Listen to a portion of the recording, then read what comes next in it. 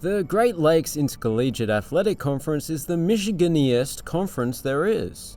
It's made from 100% Michigan ingredients. Let's check out the stadiums. Farmers Insurance Athletic Complex, Davenport Panthers. This stadium was built as part of an off-campus complex that was opened a decade ago. And when I say off-campus, I mean way off-campus. It's about halfway between the campus and Alaska. Yes, nearly a mile away. There's a little place over there called Alaska. Which Alaska did you think I was talking about? Anyway, this stadium seems to be pretty good. I particularly like the wraparound stone wall. And there's also a wraparound concourse, which is boring and doesn't look as good, but it's useful.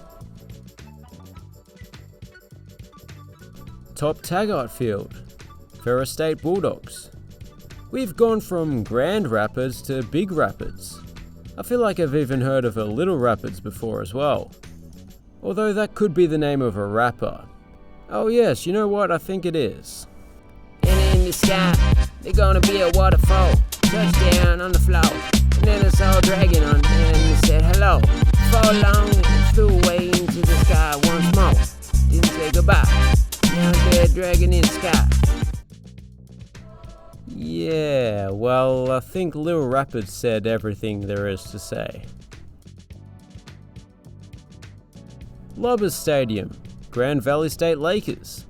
You can hardly tell just by looking at it, but for the first 4 decades of the stadium's existence, there was a running track surrounding the field, up until 2012.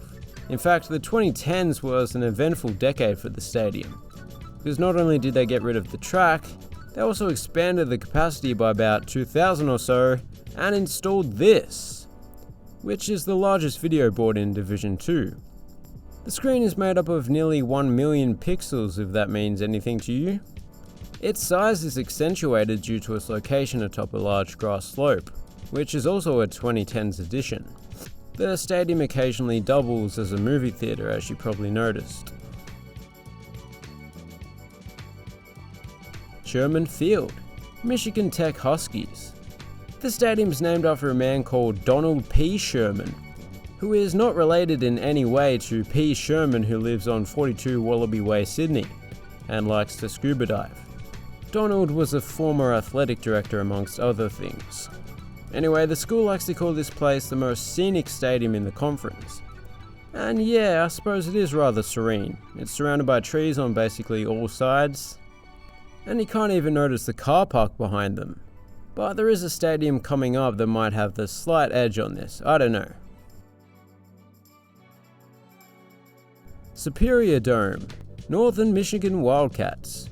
I know what you're thinking. What makes this dome superior to all the other domes out there? Well, some say it's because it just has a superiority complex. It's not actually superior, it's just a bit arrogant. Others say no, it is superior because it's the largest wooden dome in the world. But the more sensible people point out that it's situated right by Lake Superior, so it's obviously that.